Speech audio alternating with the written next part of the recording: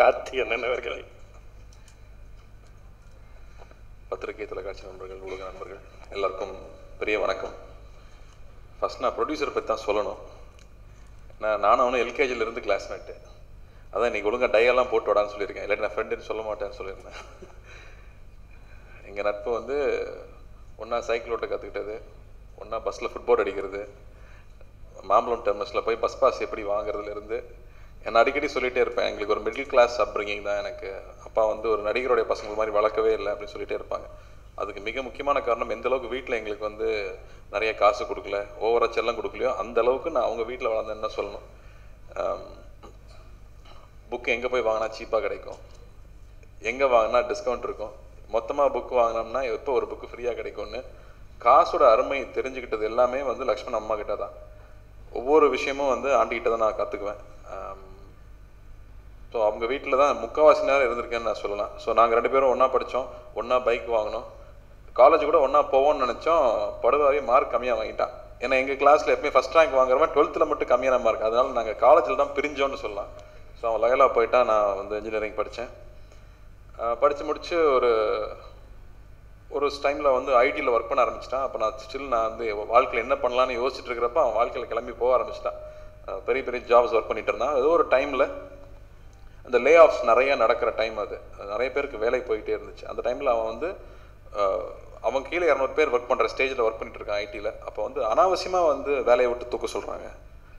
இங்கே கம்பெனியில் பிரச்சனை இருக்குன்னா, சாரி சார் உங்களுக்கு சம்பளம் கொடுக்க முடியாதுன்னு அனுப்புறது வேறு விஷயம், உனக்கு சரியாக வேலை செய்ய தொழிலன்னு சொல்லி ஒருத்தர் வெளியே அனுப்ப வேண்டிய தர்மசங்கடம் வந்துச்சு.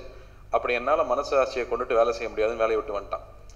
அப்போ எனக்கு ரொம்ப ஆச்சரியமாக இருந்துச்சு, என்னடா வேலையை விட்டு வந்துட்டேன்னு சொல்கிறேன் அப்படின்னா, ஜஸ்ட் ஒன் டே வேலையை விட்டு வந்துட்டேன், என்னால் இதுக்கு மேலே அது மேலே வேலை செய்ய முடியாது, என்ன பண்ண போகிறேன், ஏதாவது பண்ணிக்கலாம் அப்படிங்கும்போது தான் ஸ்டுடியோ கிரீனில் சேர்ந்து சரி ப்ரொடக்ஷன் கற்றுக்கலாம் அப்படின்னு ஆரம்பித்தேன்.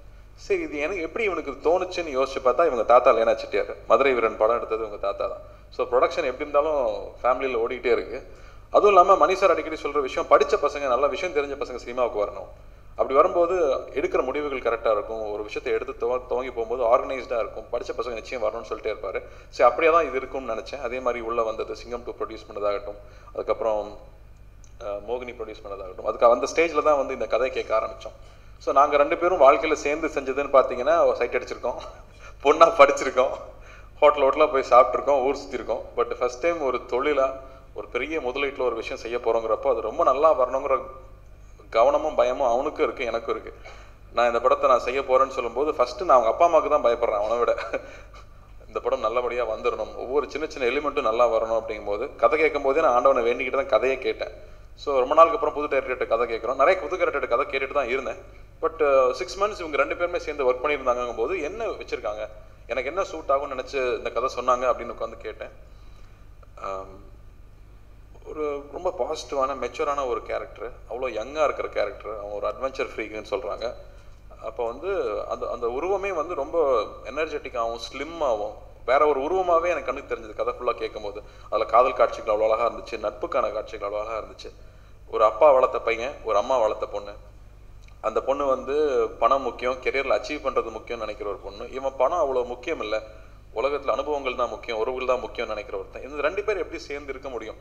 ஸோ அவங்களுக்கு உள்ளே இருக்கக்கூடிய காதல் காட்சிகள், ஐ லவ் யூ சொல்கிறதோட நம்ம முக்கால்வாசி நம்ம படங்களில் காதல் படம் முடிஞ்சிடும். 2 பேரும் சேர்ந்து ஐ லவ் யூ சொல்லிட்டாங்கன்னா அப்பா படம் முடிஞ்சிச்சுப்பான்னு இருக்கும். இங்கே அங்கே தான் கதையே ஆரம்பிக்குது. அதுக்கப்புறம் எப்படி போகிறாங்கன்ற ஒரு விஷயம் அது வந்து இன்னைக்கு இருக்கிற காலகட்டத்துக்கு ஏற்ற மாதிரி இருந்துச்சுங்கிறது எனக்கு ரொம்ப பிடிச்சிருந்தது. ஏன்னா பையா பண்ணி 8 வருஷம் ஆயிடுச்சு. அப்போ இருந்த லவ் வேறையாக இருந்துச்சு. இன்னைக்கு பசங்க எப்படி ஒரு காதலை பார்க்குறாங்க, ஒரு நட்பை பார்க்குறாங்க, அப்பா அம்மா கூட எப்படி பழகுறாங்கன்னு. இந்த புரோக்கன் ஃபேமிலிஸுங்கிறது ஜாஸ்தி ஆகிடுச்சு இன்றைக்கி. வீட்டில் வந்து அம்மா இருக்கிறது இல்லை, இல்லைன்னா அப்பா இருக்கிறது இல்லை, பசங்க அதனால டிஸ்டர்ப் ஆகிறாங்கன்னு அந்த விஷயங்கள் எல்லாமே இதுக்குள்ளே இருந்துச்சு. எவ்வளோ சீக்கிரமாக வந்து ஒரு ஒரு ஃபிசிக்கல் ரிலேஷன்ஷிப்புக்குள்ளே வந்து யங்ஸ்டர்ஸ் போகிறாங்கங்கிற விஷயமாகட்டும், இது எல்லாமே வந்து இந்த படத்தில் ரொம்ப அழகாகவும் பாசிட்டிவாகவும் மேலோட்டமாகவுமே இருந்துச்சு. ஆனால் அந்த விஷயங்களை டச் பண்ணி போச்சு. அது எனக்கு ரொம்ப பிடிச்சிருந்தது. ஏன்னா யூஸ்வலாக எனக்கு ஒரு குறையாக இருக்கிறது காதல் காட்சிகள், காதல் படங்களில் இல்லை யங்ஸ்டர்ஸ் இருக்கிற படங்களில் வந்து கதாபாத்திரங்களோட ஆழம் இல்லாமையே இருந்துகிட்டே இருக்கும்னு ஒரு வார்த்தை எனக்கு உண்டு. அதெல்லாம் இதில் இருக்கிற மாதிரி எனக்கு தோணுச்சு. அப்போ இது நம்ம ட்ரை பண்ணணும்னு தோணுச்சு. ஆனால் கதை கேட்டு முடிஞ்சோன்னே பயம் வந்துச்சு. ஏப்பா இந்த கதையெல்லாம் கேட்டால் ஏதோ அண்ணா அயனில் இருந்த மாதிரி இருக்கணும் போல இருக்குது, என்னை வச்சு எப்படிப்பா அதெல்லாம் செய்ய முடியும்னு கேட்டேன். இல்லை சார் நீங்கள் பண்ணலாம் அப்படின்னு சொன்னாங்க. எதுக்கு கன்வின்ஸ் பண்ண ட்ரை பண்ணி சொன்னா என்ன சொன்னோன்னா சரில நான் எனக்கே ஒரு சவாலை எடுத்துக்கிட்டேன். சரி இதை நம்ம பண்ணி பார்த்துடணும். ஏன்னா காட்டு விடைக்கு உடம்பு இழைச்ச போது ஒரு நம்பிக்கை வந்துச்சு, நிச்சயமா நம்மளால் வந்து வெயிட் குறைக்க முடியும், இந்த கேரக்டரை மாற முடியும்னு நம்பிக்கை இருந்துச்சு. அப்புறம் ஹாரிஸ் ஜெயராஜன் மியூசிக்னு ஒன்று இன்னும் பக்குன்னு ஆயிடுச்சு.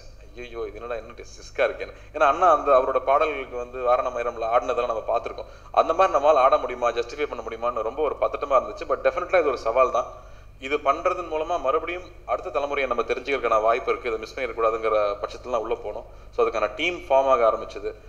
வேல்ராஜ் சார் வந்த உடனே வேல்ராஜ் சார் வந்து சார் இது அழகாக ப்ரெசென்ட் பண்ணலாம், ஆனால் இது வந்து நம்ம ஊர் மக்களோட டேஸ்ட்டுக்கு ப்ரெசென்ட் பண்ணணும் அப்படிங்கும்போது அதுக்கான மெனக்கடல் வந்து வேல்ராஜ் சார் எடுத்துக்கிட்டாரு. அவருக்கு ரொம்ப ஆச்சரியம், சார் நிஜமாவே இந்த படத்துக்கு நான் தான் பண்ணுறேன்னா அப்படின்னு கேட்டார். ஏன்னா வந்து வெளியூர்லேருந்து கூப்பிட்றவங்க கூட வடச்சென்னை பார்த்துட்டும் வந்து ஒரு டெரரான படங்களை பார்த்துட்டே தான் கூப்பிட்றாங்க. இது வந்து எனக்கு ஒரு கெரியர் சேஞ்சான படமாக இருக்கும் சார், நான் அதுக்கு நிறைய மெனக்கட்டணும்னு சொல்லி சார் நிறைய மெனக்கட்டாங்க இந்த படத்தில் ஒர்க் பண்ணுறதுக்காக. அப்புறம் ராஜீவன் சார், ஏன்னா இந்த படத்தில் வந்து நான் முதல்ல கதை கேட்டப்போ நான் வந்து வேல்ராஜ் சார்கிட்ட சொன்னதும் சரி, இல்லை ஹாரிஸ் ஜெயராஜ் சாரை மீட் பண்ணும்போது சொன்னதும் சரி, சார் இதில் நான் பெருசாக நடித்து ஒன்றும் பண்ணுறதுக்கு இல்லை, நீங்கள் அழகாக காட்டணும், நீங்கள் நல்லா மியூசிக் போடணும், நீங்கள் நல்லா மியூசிக் போட்டால் நான் சும்மா பார்க்கறது கூட லவ்வாக பார்க்குற மாதிரி இருக்கும் சார், நீங்கள் தான் பார்த்து காப்பாற்றி விடணும்னு சொன்னேன். ஸோ அவங்க 2 பேர் மேலே தான் பெரிய பொறுப்பு. மியூசிக்காகவும் விஷுவலாகவும் இந்த ஃபிலிம் நிச்சயமாக ரொம்ப அழகாக வரும் நம்புறேன். ஏன்னா அது நான் லக்ஷ்மணன் பேசும்போது இதில் என்னெல்லாம் பெஸ்ட்டாக ஒரு விஷுவலாக காட்ட முடியுமோ அது காமிச்சிடணும். ஒரு சின்ன லொக்கேஷன் கூட சாதாரணமாக இருக்கக்கூடாது. ஒரு வெளிநாட்டில் போய் ஷூட் பண்ணுறோம்னா அங்கே இருக்கிற பெஸ்ட் லொக்கேஷன் எங்கே நம்ம ஷூட் பண்ணாத இடம் இருக்கோ அங்கே போய் ஷூட் பண்ணுவோம். அதே மாதிரி கிளைமேக்ஸ் காட்சிகள் ஹிமாலயாஸில் நடக்குதுன்னா அது அங்கேயே போய் ஷூட் பண்ணலான்னு சொல்லி இதுக்கு எங்கெல்லாம் இதுக்கு முன்னாடி பண்ணியிருக்காங்களோ அவங்கள எல்லாரும் மீட் பண்ணி அதெல்லாம் எங்களுக்கு செட் ஆகாமல் இது வரைக்கும் யாரும் போய் ஷூட் பண்ணாத இடம் குழுமணாலி தாண்டி ஒரு இடத்துல போய் ஷூட் பண்ணோம். அப்படி இந்த கதை விஷுவலாக என்னெல்லாம் பெஸ்ட்டு வர்றதுக்கு எவ்வளோ செலவு பண்ண முடியுமோ அத்தனை செலவும் செய்யப்பட்டுச்சு. ஹாரிஸ் ஜெயராஜ் சார் அதை புரிஞ்சுக்கிட்டு எனக்கு ரொம்ப நாளுக்கு அப்புறம் எனக்கு ஜீவா நான் ரொம்ப மிஸ் பண்ணிகிட்டே இருந்தேன், ஜீவா சார் ரொம்ப மிஸ் பண்ணிகிட்டே இருந்தேன். அந்த மாதிரி என்ன மூமெண்ட்ஸோட ஒரு கதை எனக்கு வரவே இல்லை. அது இருந்தால் தான் அதான் என்னோட ஏரியா, அப்போ தான் நான் ஸ்கோர் பண்ண முடியும். அது எனக்கு இந்த படத்தில் இருக்கிறதா நான் ரொம்ப ஃபீல் பண்ணுறேன்னு ஹாரிஸ் ஜெயராஜ் சாரும் ஃபஸ்ட்டு ரொம்ப இன்வால்வ்டாக இருந்தார். 10 நாளில் கிட்டத்தட்ட 4 சாங் கம்போஸ் பண்ணிட்டு வந்துட்டாங்க. என்னப்பா நிஜமாவா அப்படின்னா, ஆமாம் சார் டெய்லி காலைல 5 மணிக்கு எந்திரிச்சிருவோம், 10 o'clock வரைக்கும் பேசுவோம், திரும்ப 4லேருந்து திரும்ப நைட் 10 வரைக்கும் பேசுவோம். நான் ஸோ ஒரு 10 நாள் வந்து ஒரு 12 மணி நேரம் டெய்லியும் உழைச்சத ரிசல்ட் வந்து அழகான சாங்ஸ் இம்மீடியட்டாக கிடச்சிது. சாங் வரும்போது தான் ஃபஸ்ட்டு பாசிட்டிவிட்டி இருக்கும் ஒரு ஸ்கிரிப்டுக்குள்ளே நல்லா வந்துருச்சுன்னு. அதுக்கப்புறம் இது பேசிக்காக எடுத்துகிட்டு போகக்கூடாது. ரொம்ப நாளுக்கு அப்புறம் ஃபஸ்ட் டேரக்டர் கூட ஒர்க் பண்ணுறங்கும் போது அவ்வளோ ஸ்கிரிப்ட் ரீடிங் வச்சுக்கிட்டோம். நானும் ரகுல் தனியாக வந்து டேரக்டர் கூட ஒரு நாள் உட்காந்தோம். அதுக்கப்புறம் நானும் விக்கி அமிர்தா தனியாக உட்காந்தோம்.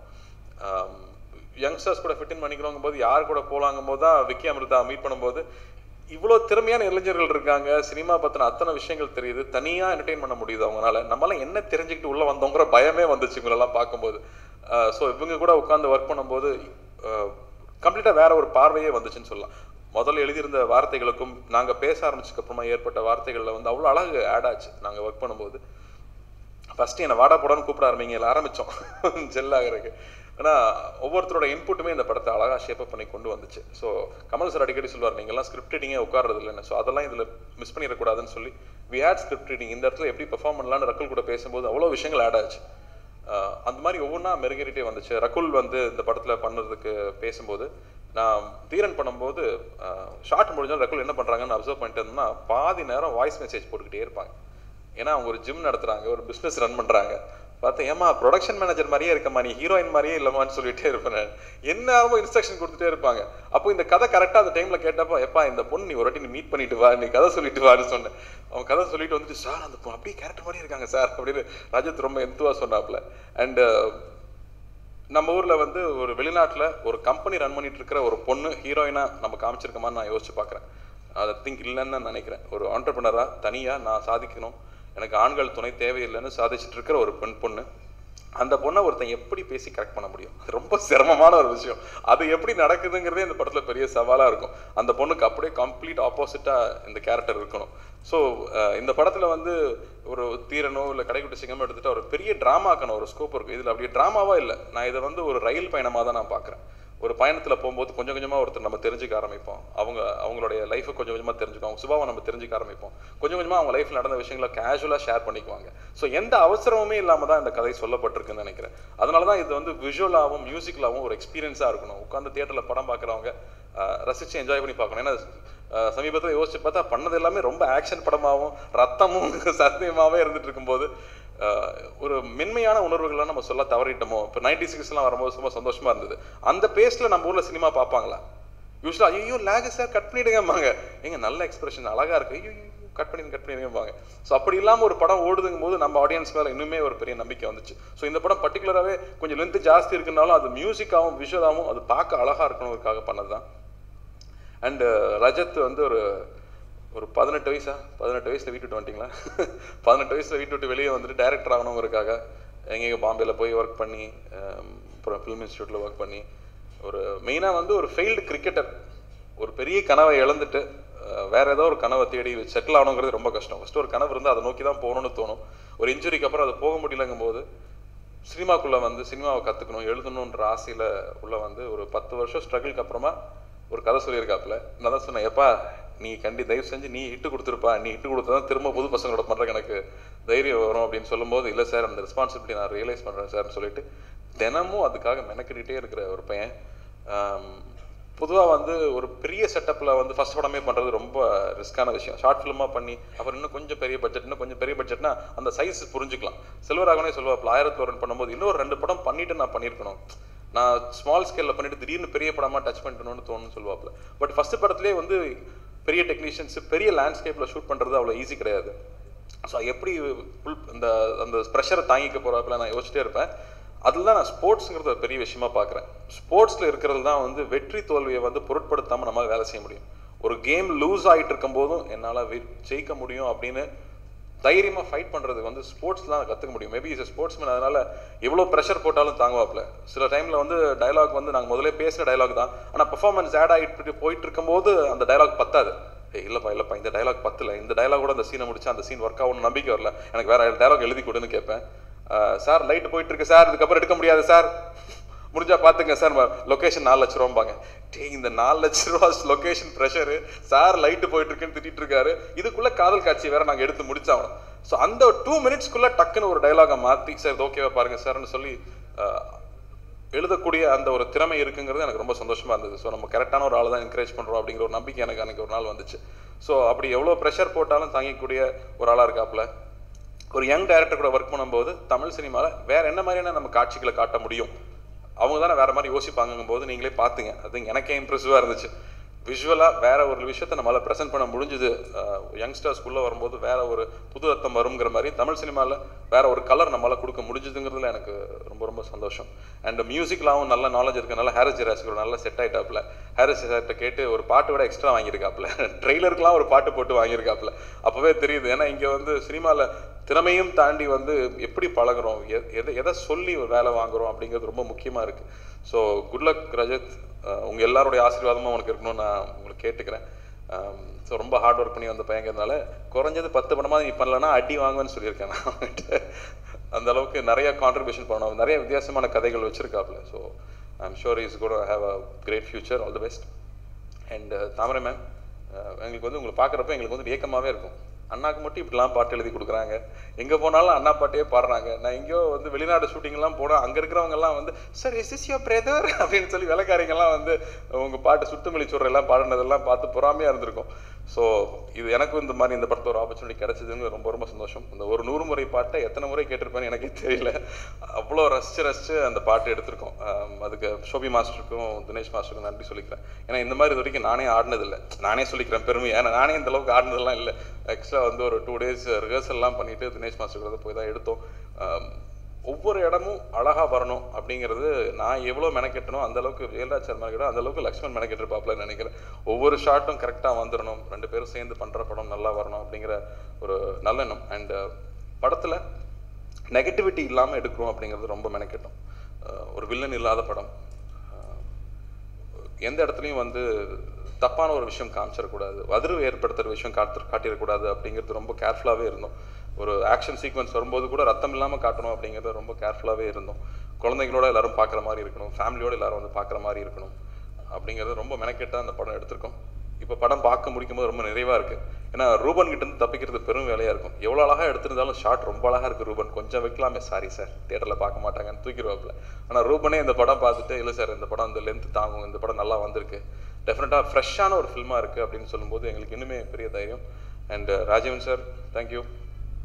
உங்களோட ஒவ்வொரு வாட்டியும் வந்து லுக்கிங் குட் மேன் அப்படின்னு சொல்லிட்டு போனார்னாலே நமக்கு சந்தோஷமாக இருக்கும். அப்பா, ஏன்னா நம்ம இந்த மாதிரி தாடியோட வசதியாக நடிச்சுட்டு பழகிட்டு திடீர்னு அந்த மாதிரி ஒரு டிரான்ஸ்ஃபர்மேஷனுக்கு வந்து ரொம்ப மெனக்கிட வேண்டியதாக இருந்துச்சு.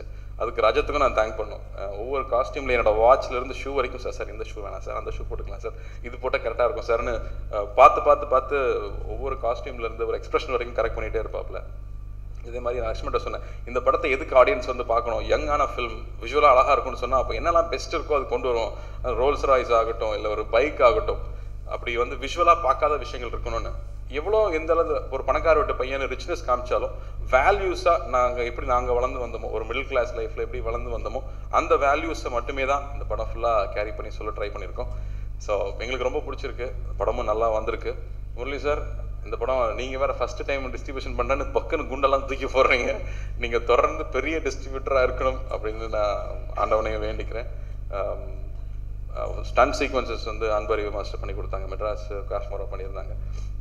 இதுலேயும் அதே மாதிரி ஸ்டைலிஷாகவே இருக்கணும், எந்த ஒரு இடத்துலையும் வந்து ஒரு கொம்பனோ இல்லை ஒரு பருத்தி வீரனோ தெரிஞ்சிடக்கூடாது அப்படிங்கிறதுல மெனக்கிட்டு ஃபைட் கம்போசிங் வரைக்கும் அதை மெனக்கிட்டு தான் நாங்கள் பண்ணியிருந்தோம்.